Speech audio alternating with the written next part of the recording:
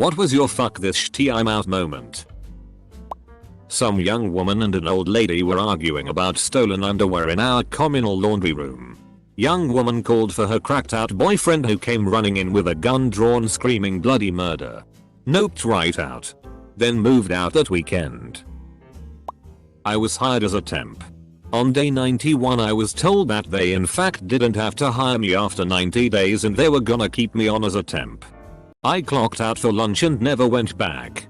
I have a friend who worked as a temp for the same company. In the same position. For 6 years. She worked in an industry where there weren't many jobs so they kind of had her over a barrel. And they knew it. Vultures. Man. Me and my brother were chilling outside a 711 talking to a homeless guy and he offered to take us into an alley and let us try some crack. Still not sure if he wanted to rob us. Let us try his crack. Or let us try his crackle mayo.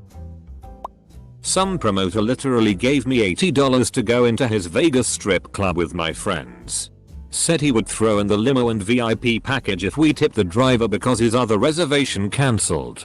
When we got there, we got different color wristbands than other people and were told we could only leave their taxi when we left. That was our only option. One friend tried to leave and the bouncer wouldn't let him out. He came back and told us what was up. Nothing was adding up so we booked it out of the fire exit and down the street. That was how I got paid $80 to go a strip club. Pretty sure we were going to get robbed when we left and would probably have been drunk. I worked at Produce Market when I was in college. I really needed the job. I literally had empty cabinets and only one shelf of food in the fridge on a regular basis. I had been working weekday evenings only for a couple of months, but picked up a Saturday shift.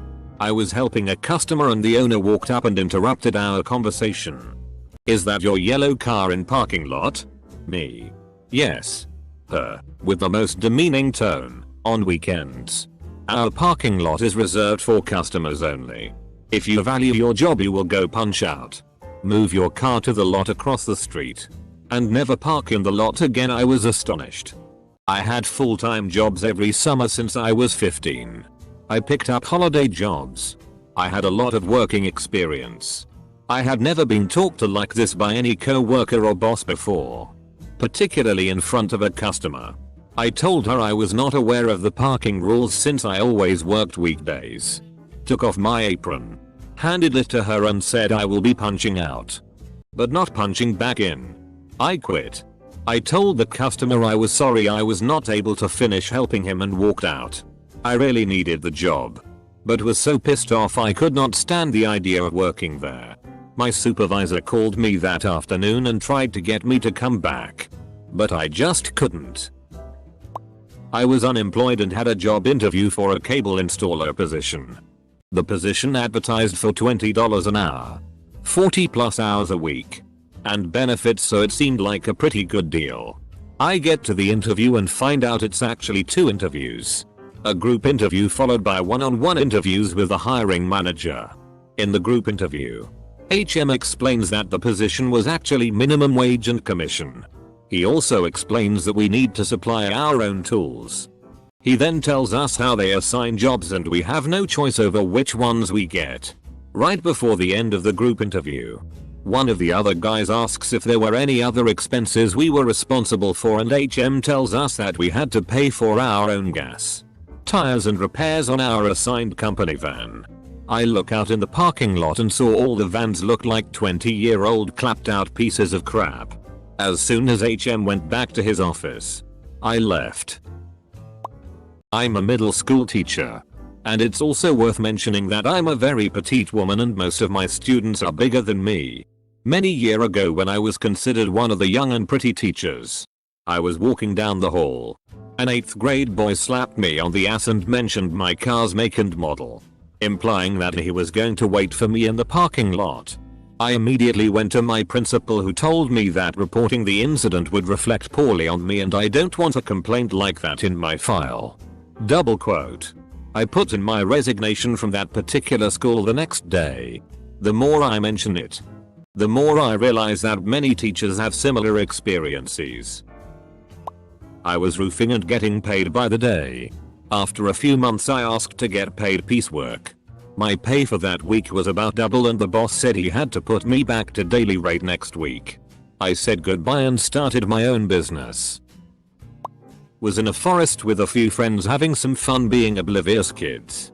We had just crossed a small river with a large incline on both sides. We go to the other side and started to walk. I looked at a tree and stopped. I still have no clue what made me feel like stopping. A guy in full grey clothes stepped out from behind the tree and pulled what looked like a gun from his back. For people that may ask, it was just a handgun. Safe to say me and my friends ran as fast as we could without looking back through the forest, crossing the river without caring about the makeshift bridge we built, and ran straight through. When we got out I realized how bad that could have been. Went with a friend to visit his dad and look for possible jobs in Chicago. While my friend was out job hunting the third day, his dad asked if I wanted to go to a bar with him. Sure. So we go to this hole in the wall of a bar. Legit down and alley and backdoor style entered this dark small room with a 6-foot bar. I'm already questioning whether I should have stayed or left, but here comes the kicker. We get a couple beers from the bartender, who was super nice guy. Nothing weird about him until his question. Joining or viewing? My friend's dad cracked and smiled and smacked my back and said just viewing. The guy walks us over to another door and opens it, leading us into a much larger room. And if you haven't guessed it yet, there were about 15 people in the middle of an orgy. Pure exhibition that I was not prepared for at 12:30 PM on a Tuesday. FCK this shitty, I'm out. Caught an Uber back and everything. I was working a particularly awful nursing home as a CNA. I was bullied by some of the other CNAs as well as one terrible nurse. I put up with it for a year and put in my 2W notice. I only told management, not the other staff. On my second to last day there, that nurse decided to scream in my face about some imaginary infraction. About an hour later I learned that the company that had bought the facility earlier in the year had decided anyone who'd been working there less than a year on the sale date would not get any vacation days. I'd also only be getting half my sick days paid out when I quit. That meant 5 days of pay. And I learned that if I didn't complete my 2 weeks of notice, I'd forfeit those 5 days. I realized 5 days of pay wasn't worth the abuse I was having to endure, and I told the Don at the end of that day that I was never coming back. She tried to talk me into it, but it didn't work. So that's my fuck this shit, I'm out story. I was at a party. It was a bunch of suburban teenagers like myself at the time. There was this dude I didn't recognize walking around and acting super hard, even though he was really scrawny. He finally got to me and was like, "Yo, I got AK-47s for sale. You want one?" I was like, "Dude, shut up.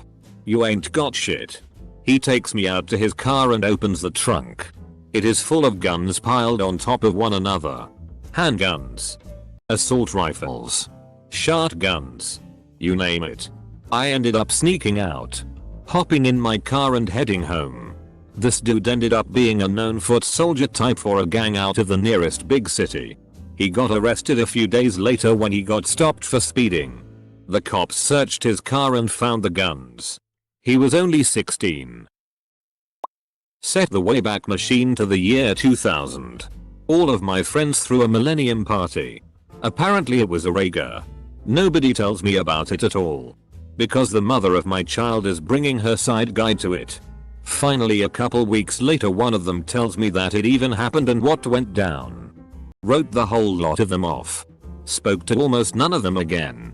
Best thing I ever did. Did a similar thing in 2002. Not because of any one thing that group did, more like they were all kind of weird and cliquish. Later I found out they had all been doing meth, and that's why I felt excluded. Which oddly made me feel kind of relieved. Like I'm not crazy. Relieved. I was about 17 and lived in a rural area. Used to hitchhike everywhere. One day I'm in the back of a car. 2 guys up front. They're talking kinda quiet. After a minute or 2 I hear one say, "Okay, but this time we'll go somewhere else." Then he looks in the mirror at me. I looked away out the window. Proper shitting my pants. As we went through a village we had to stop at a junction and I blurted something about a friend living nearby and I opened that door and ran. Probably nothing in it but I still get chills remembering it. When my boss told me I didn't have the nerve to quit my job. Handed my notice in 10 minutes after he said it. I had worked out a partial work from home agreement. Because I was planning on becoming a foster parent, with plans to adopt. When we were notified of a placement, my boss became a complete dick. Handing me a new contract that was hellish. I had no plans to radically change the direction of my life and quit my job. But then my boss asked me why I hadn't signed it yet. And I told him I was still thinking about it. He shook his head and said, "You don't have a choice." Double quote. Oh yes. I did. And I exercised that choice. FCKU Pete. You were a terrible boss and a complete dump of an employee. A while back I was getting my food at a McDonald's drive-thru after school. This McDonald's shared half the building with a gas station. Around the edge of the gas station there were large bushes.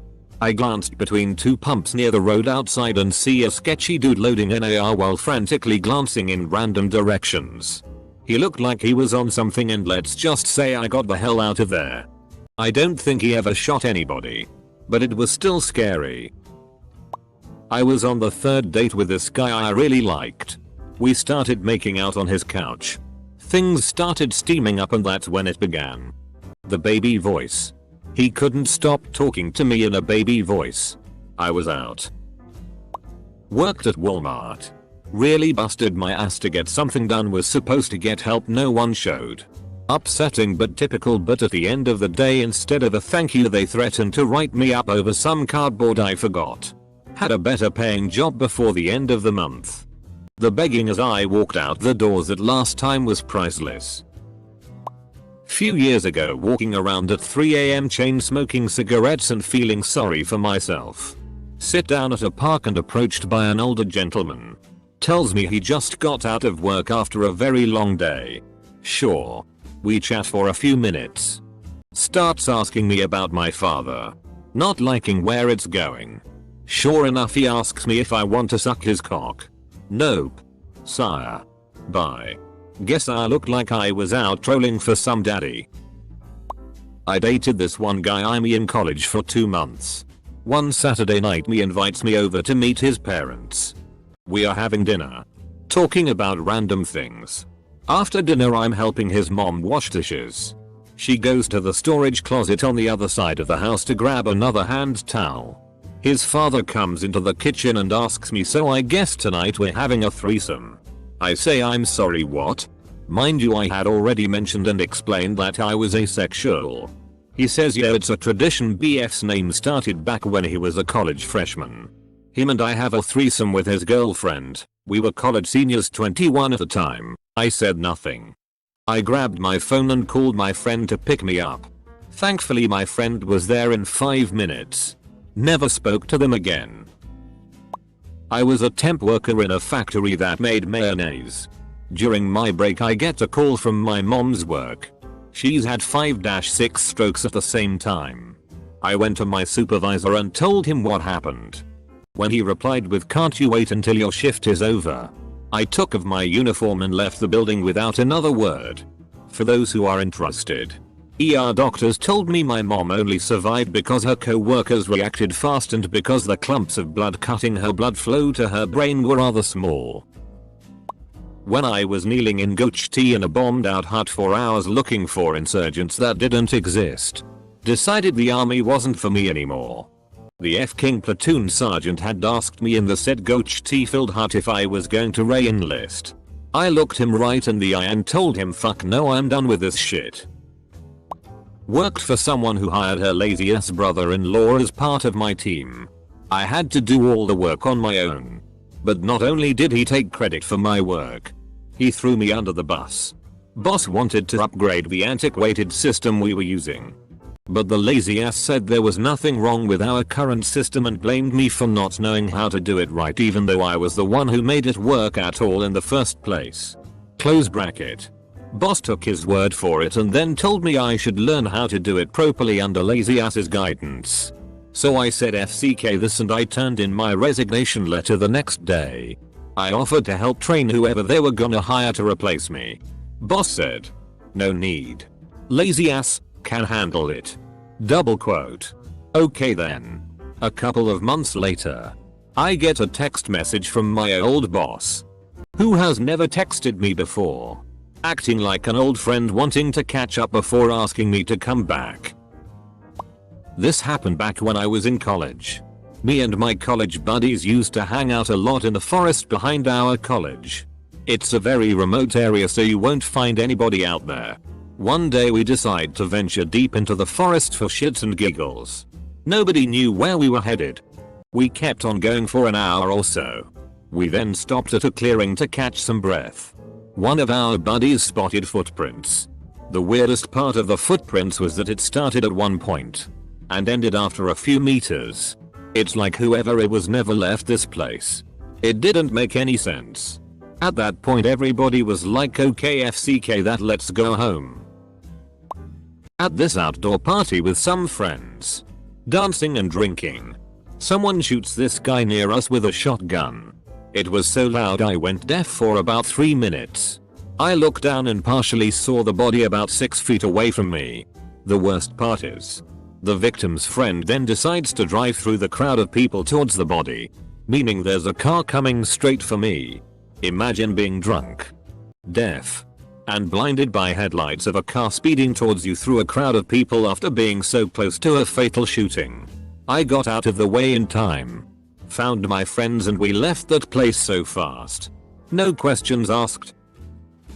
When my almost ex-husband, who was abusive since we were teenagers, grabbed my arm and threw me into a door frame while I was holding my 4-month-old daughter. Fuck this shit. I'm out indeed. When I got accused of stealing $25 from the safe at the subway I worked at, even after they showed me the video of me counting every bill in front of the camera to avoid accusations and putting it all back without the cams losing even an inch of sight on those bills. If I was going to steal, it would be any more than $25. My first job was at a grocery store and my department manager was a f***ing asshole. One day he was throwing a fit in the back room and threw a box of red wine vinaigrette dressing to the ground as I was walking past. Broken glass and nasty smelling dressing all over the place. He just turned, named me and said clean this shit up, to which I was like nah, I'm out. My mother told me I was a waste in her life 10 years ago. Now I've been living by myself for 10 years. I'm married and about to graduate. When I left my boyfriend of 3 years. A little backstory. He was extremely emotionally abusive. Called me a SLT if I wore a form-fitting dress. Said I was ugly for wearing makeup. Couldn't do girls' night out with my friends. I was basically his property. The worst was him threatening to kill himself if I left him. One night he legit got out a knife and slit his throat. But not deep enough to actually go through with it. I felt stuck in the relationship. Then one day, when he called me a usual slut, it just triggered me. Something happened where I just couldn't take it anymore and said, fuck this shit, I'm out. And that was the best decision I've ever made. We were urban exploring an abandoned institute complex and to maul a person. Suddenly we turned a corner into a room and oversaw 3 pickup trucks pulling over the institute and we just rushed the FCK out of the building. If you are Mexican, you will know that those trucks were cartel members probably about to record a video. A friend of a friend invited me to dinner with a few of her friends.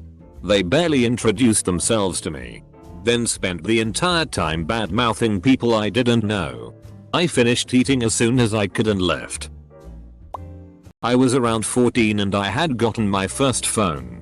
My siblings and I had gone to a restaurant and we came back home at around 12:00 am.